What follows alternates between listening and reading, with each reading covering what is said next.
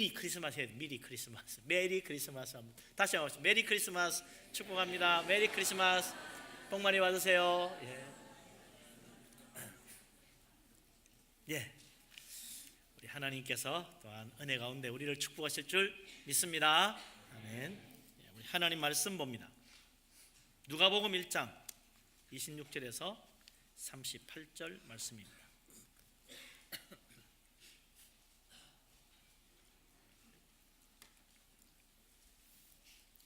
누가복음 1장 26절부터 38절까지 다 같이 한 목소리로 말씀을 받들어 읽겠습니다.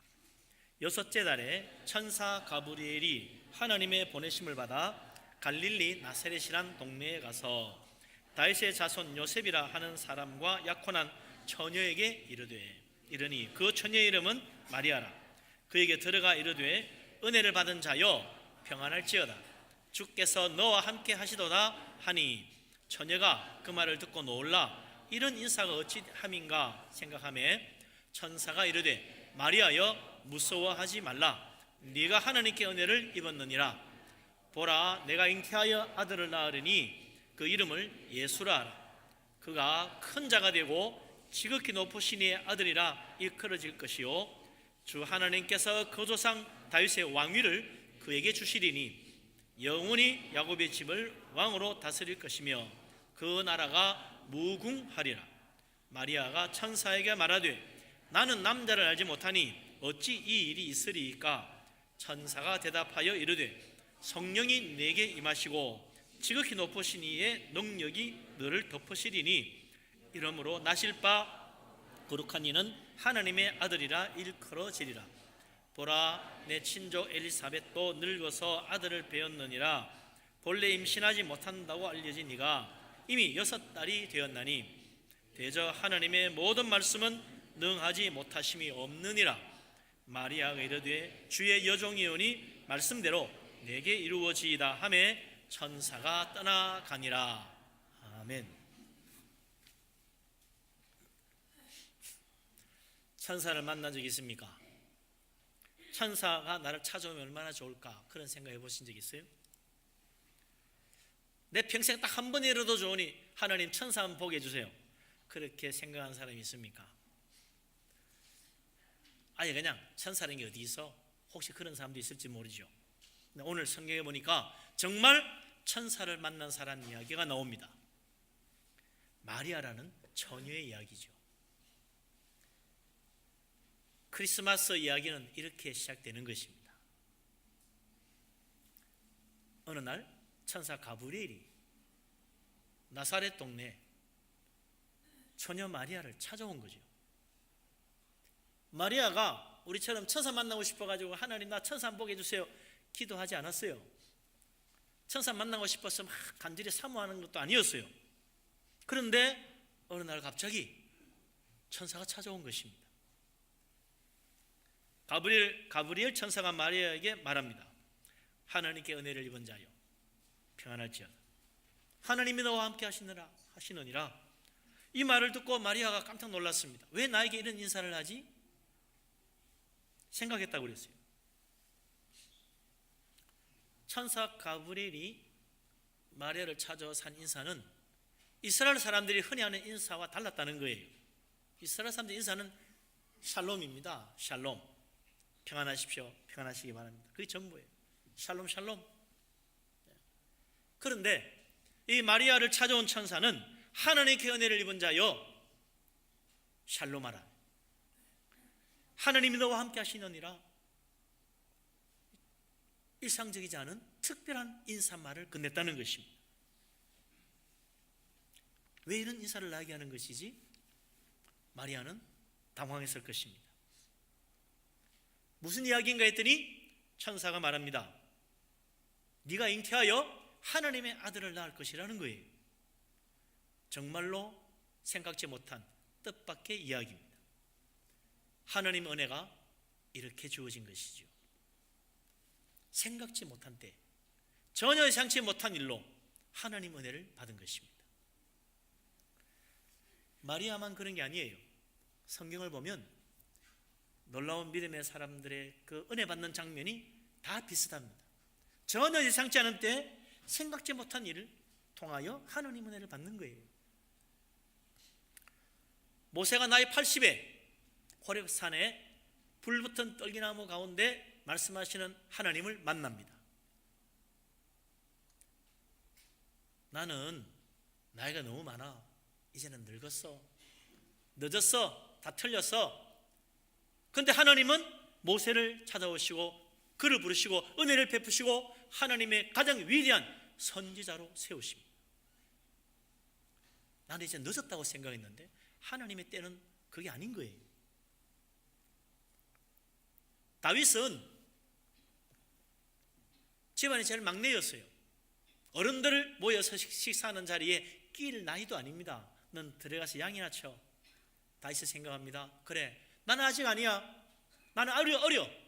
아직 때가 아닌 거지. 나는 양이나 치지 뭐. 그런데 하나님은 사무엘에게 다윗을 부르라고 합니다. 그를 기름 부어 세웠습니다.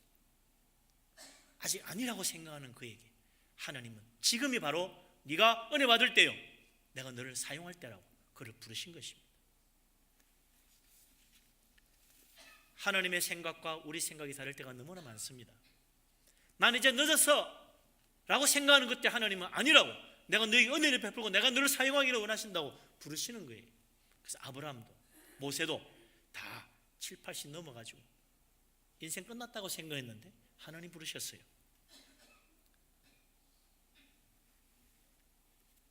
다윗도 그렇고 사무엘도 그랬어요. 사무엘은 어린 아기였어요. 하나님이 그를 불렀어요. 다윗도 소년이었어요. 근데 그를 불렀어요. 하나님의 때가 우리가 생각하는 것과 다르다는 것입니다. 뜻밖에도 하나님 은혜를 베푸셨어요. 우리 인생 가운데 살아갈 때도 그렇습니다. 예상하는 일을 통하여 하나님 은혜를 주지 않습니다. 한 일을 신앙생활 하다 보면 그런 것 같아요. 야, 하나님 저 사람 통해서 일하지 않을까? 아니에요. 전혀 생각지 못한 사람을 통해서 하나님 일하십니다. 왜 그럴까? 우리가 보는 것과 하나님 보는 것이 다르다는 것입니다. 우리가 생각할 때는 야, 이거 금그릇이구나, 이 그릇을 쓰면 좋겠구나, 하나님도 그랬겠지. 야, 이건 은그릇이구나, 이 정도면 쓸만하겠지, 하나님도 그러실 거야. 아닙니다. 사도 바울은 말합니다. 금그릇, 은그릇, 나무그릇, 질그릇, 여러 가지 그릇이 있지만 쓰임받는 그릇은 찬란하게 빛나는 그릇이 아니고 깨끗하게 준비된 그릇이 쓰임받는다 그랬어요. 우리가 볼 때는 와, 저 사람 굉장해. 우리 하나님 보실 때는 깨끗하게 준비되었는가 보시는 거죠. 모세, 소년 목동 다윗, 저 시골 뜨기 처녀 마리아, 세상 사람들이 볼 때는 다 아니에요. 금그릇도 은그릇도 아니에요. 이미 한물간 그릇, 아직 쓰지도 못할 질그릇 같은 몹쓸 그릇처럼 보였지만 하나님 눈에는 깨끗하게 준비된 그릇이었다는 것입니다. 그래서 그 애를 천사를 보내어 부르시고 하나님 음성으로 부르시고 은혜 베푸시고 그를 사용하신 것입니다. 우리 하나님 보시는 눈과 우리의 생각이 그래서 틀립니다. 우리 하나님 앞에 정말 믿음으로 준비되어 성령의 은혜 가운데 깨끗한 그릇으로 하나님께 쓰시기 합당한 자가 되어서 놀라운 은혜, 놀라운 축복을 받는 복된 믿음의 사람 다 되시기를 주님의 이름으로 축원합니다. 아멘. 생각지 않았는데 느닷없이 천사가 찾아왔어요.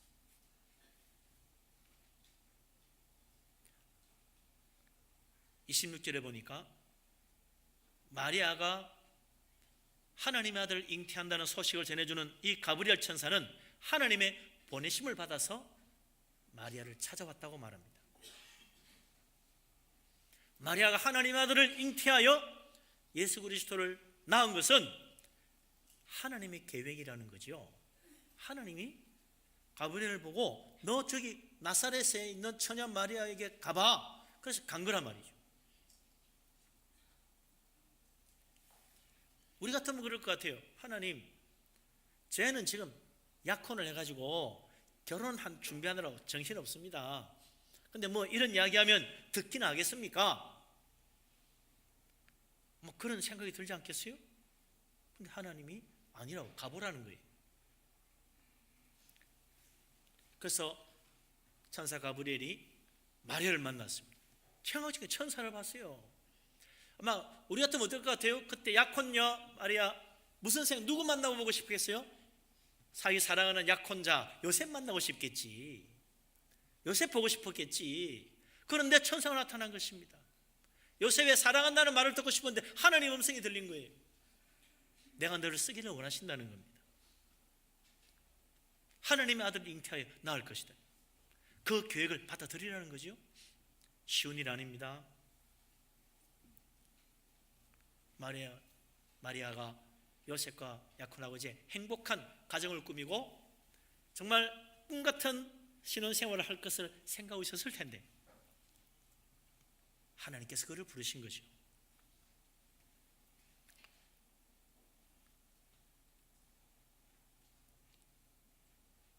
마리아가 이 뜻밖의 말을 듣고 34절에 보면 뭐라 그럽니까?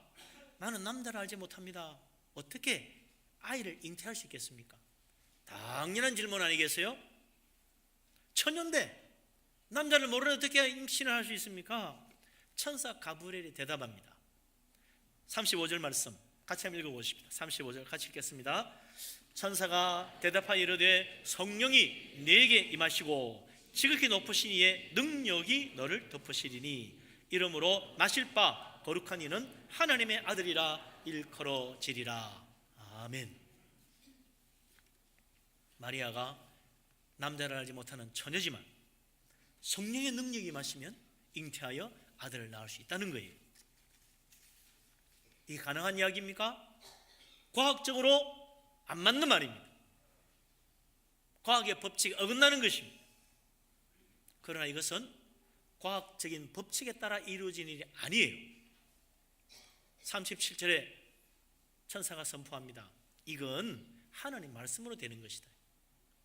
하나님의 능력이 임하기 때문에 이루어지는 일이요, 하나님의 모든 말씀은 능하지 못하심이 없기 때문에 하나님 말씀의 능력이 너에게 하나님의 아들을 잉태하게 만들어준다는 거예요.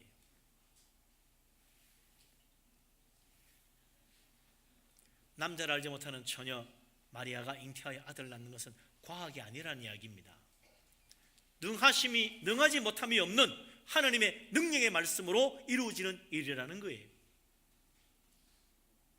이 세상 모든 일들을 가만 생각해 보면요, 다 과학적 법칙에 맞추어 돌아갑니다.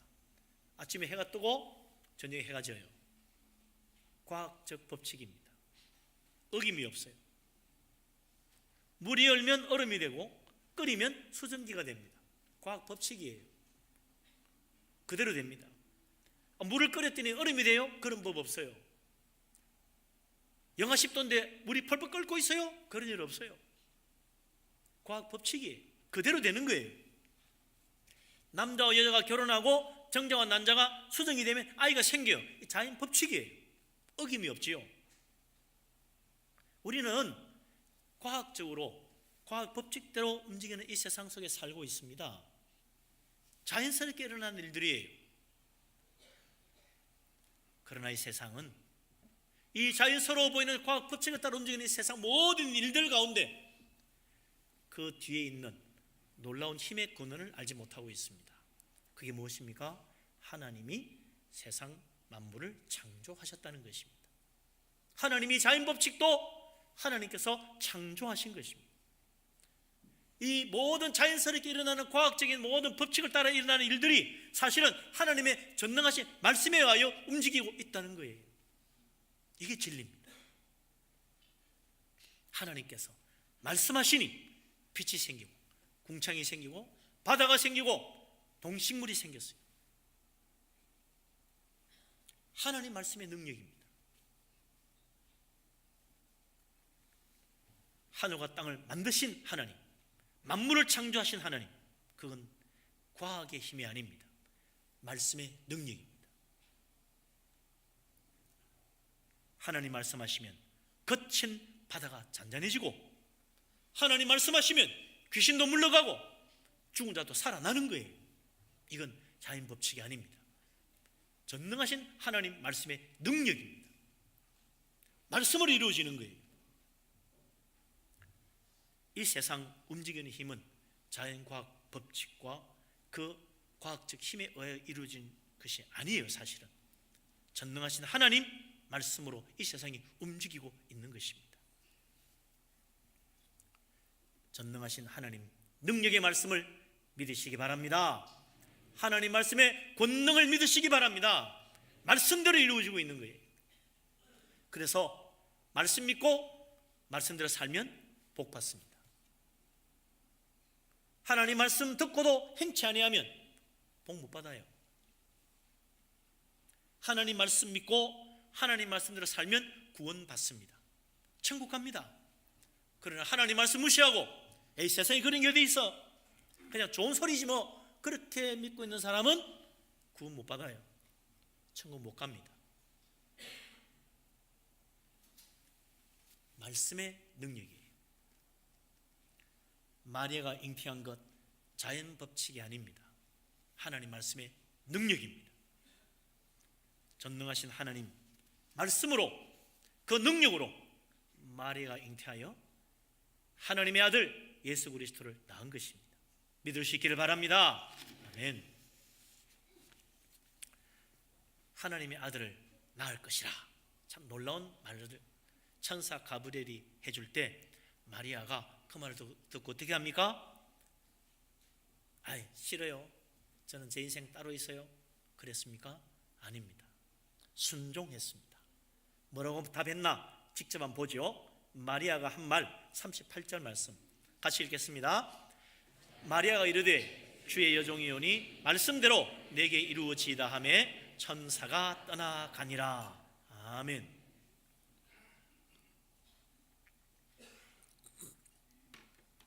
하나님 말씀대로 이루어지기를 원합니다. 이게 마리아의 고백입니다. 이 마리아의 믿음이에요. 하나님 말씀대로 이루어지기를 원합니다. 그대로 되는 거죠. 그러니 어떻게 돼요? 마리아의 몸에 자연법칙과는 다른 하나님의 능력의 말씀으로 잉태가 된 것입니다. 하나님의 아들이 태어나신 거예요. 이 세상은 말이죠, 아침이 되면 해가 뜨잖아요. 저녁이 되면 해가 져요. 믿든지 안 믿든지 이루어지고 있어요. 여러분이 착하게 살든 악하게 살든 상관이 없어요. 법칙대로 움직이는 거예요.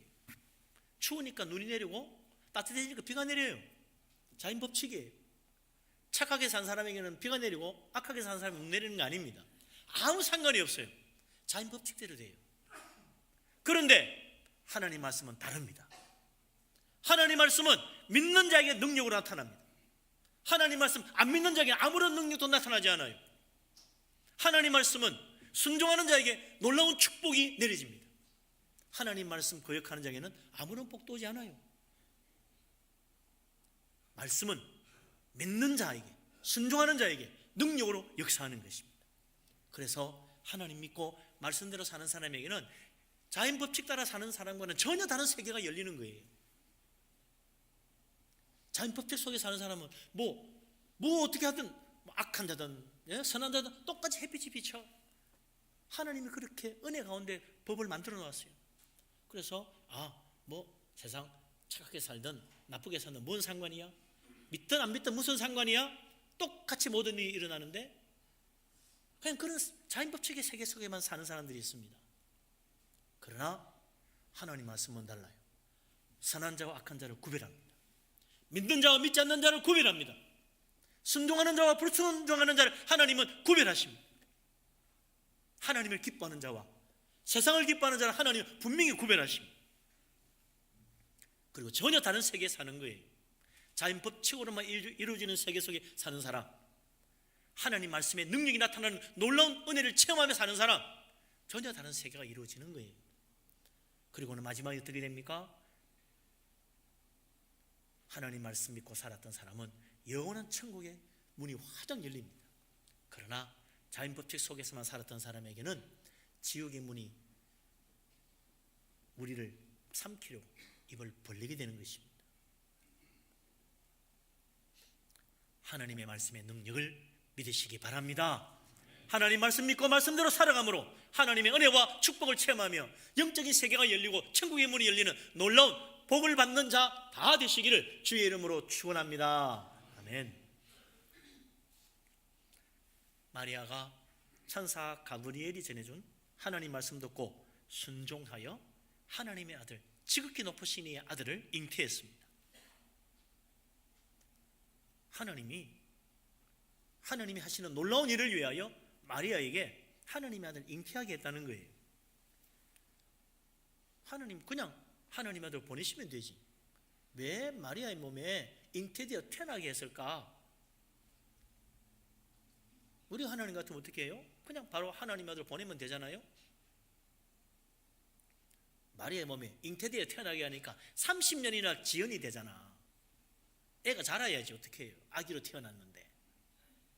이스라엘 사람들은요, 하나님이 보내신 하나님의 아들 인자 메시아가 구름 타고 올 줄 알았어요. 즉시 영광 가운데 와서 이 세상을 멸하고 하나님 나라 세울 줄 알았지. 그래서 구름만 끼면 인자가 오시나 하늘 쳐다봤다고 안 오는 거지.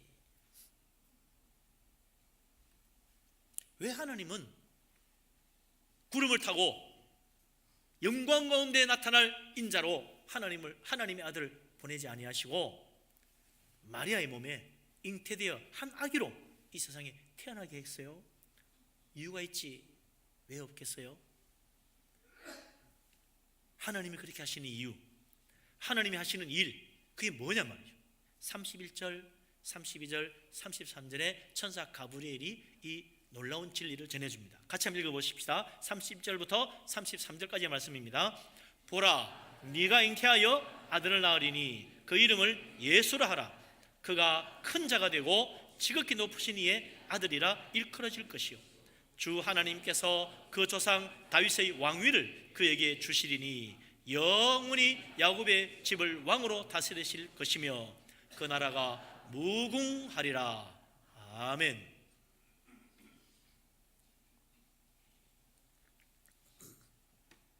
마리아가 잉태하여 낳은 하나님의 아들, 지극히 높으신 이의 아들, 그는 다윗의 왕위를 이어받기 위해서 다윗의 자손에게서 태어난 거예요.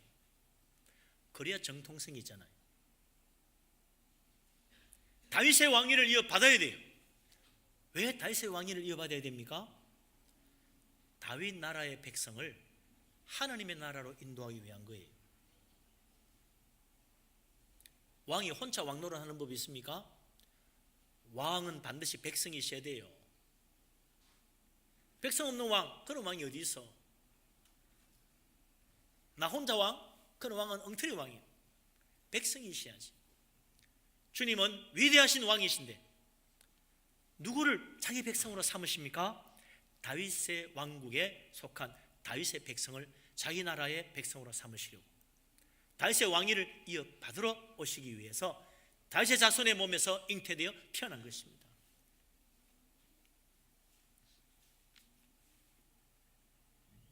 누가 다윗의 백성입니까?